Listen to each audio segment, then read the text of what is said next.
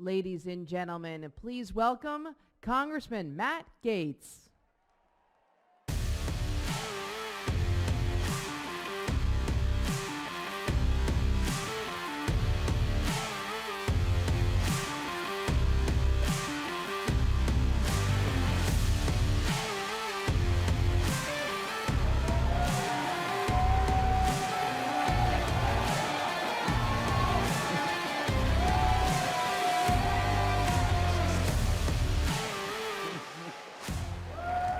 Thank you. Thank you all so much. Rolling Stone magazine calls me President Trump's most shameless defender in the United States Congress. GQ says I'm the Trumpiest congressman. They intend these missives as insults, but I wear them as the badges of honor they are. For it is an honor to bring joy and energy and passion to our movement, the greatest in American history. Now, Bernie Sanders imagines a very different world, one without cows, cars, buildings, airplanes, straws, or cheeseburgers. And Michael Bloomberg has spent $400 million and counting to take away our guns and our big gulps. They tell Americans not to do more with less, but to do less with less.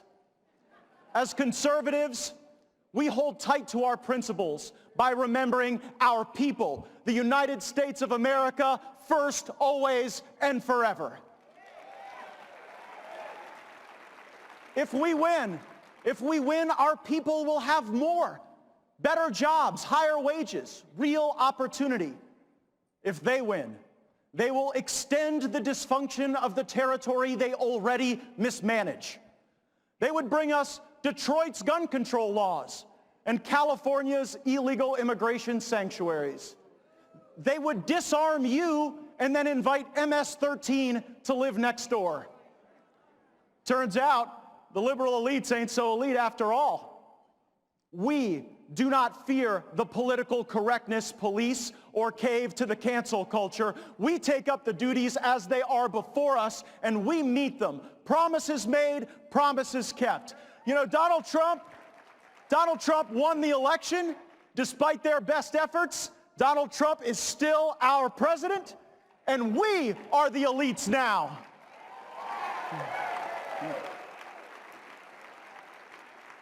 But being elite comes with a certain responsibility.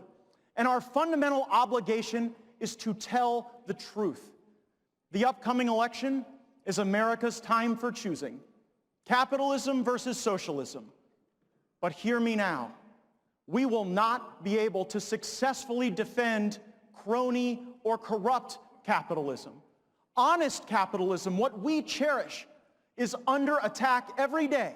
Not just by the Bernie bros and Antifa and the radical left, but by special interests and PACs inside the swamp of Washington, D.C. You know, sometimes feels like it doesn't even really matter which political party wins the election, because in Congress, the winner is too often the special interest that shuttles around the most campaign donations. Committee assignments are even given out to the members of Congress most indebted to special interests. Committee staffers use the orientation process to tell new members of Congress which PACs will donate based on influence.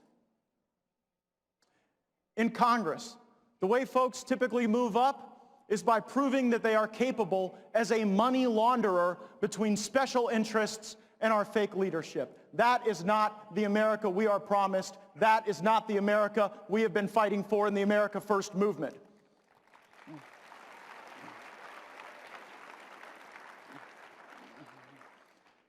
No corporate interest should ever be strong enough to export America's bravest patriots to unfocused, unconstitutional forever wars, or import cheap, illegal labor to undermine America's economy here at home.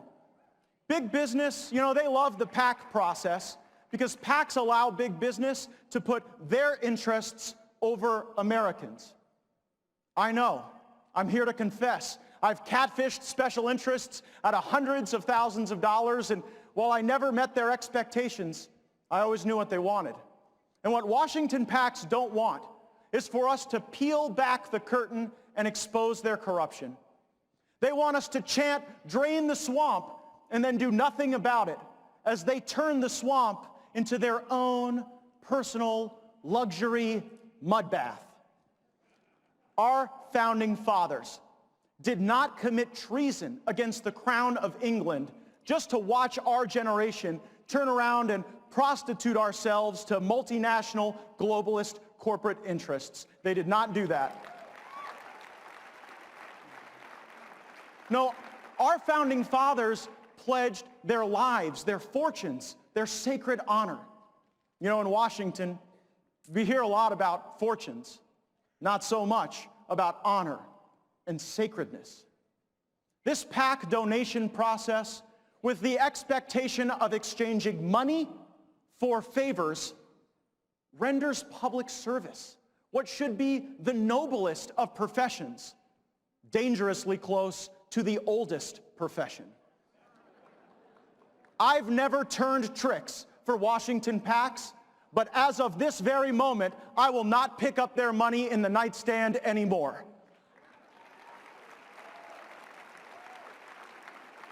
I will never again accept a donation from a federal political action committee, not one red cent.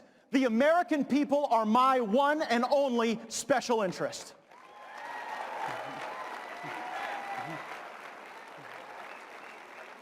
I'm a different kind of Republican. I'm the only Republican returning to Congress to make this no PAC pledge. And there are some Democrats, like my friend Ro Khanna, who do it right. But there are far more Democrats who morally preen themselves by swearing off corporate PACs, and then they go and gorge on union PACs, ideological PACs, and something ironically called leadership PACs. Real leadership is telling the American people the truth about who is funding your political campaign and your politics. And so we need the American people to engage and drive the fate and fortune of this great country where President Trump has given us so much opportunity to challenge the status quo and to do better. You know, we're in this fight, capitalism versus socialism, critically important. It will define the future of the next generation. But if socialism is the bribing of voters with taxpayer money, then an oligarchy is the bribing of politicians with special interest money. And just as we vow to never let the United States of America become a socialist country, so must we resolve to not let her slip into an oligarchy. Our patriotic movement rejects both Venezuela and Davos. In America, James Madison wrote that the highest position in society would not belong to congressman or senator or even president, but that of citizen. And so get up and become the captains of this great democracy that we have the opportunity to inherit in the United States of America. You know,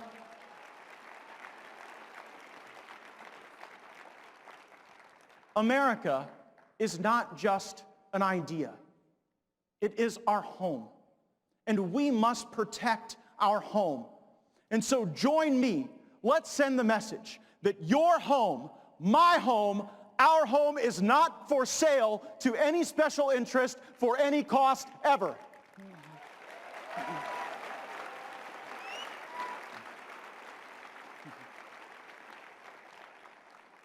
Our independence from special interests is our loyalty to America and to the America First movement that began when our president rode down that escalator armed with our well wishes and our prayers. And as President Trump says, the best is yet to come. Thank you all so much. Let's go get them.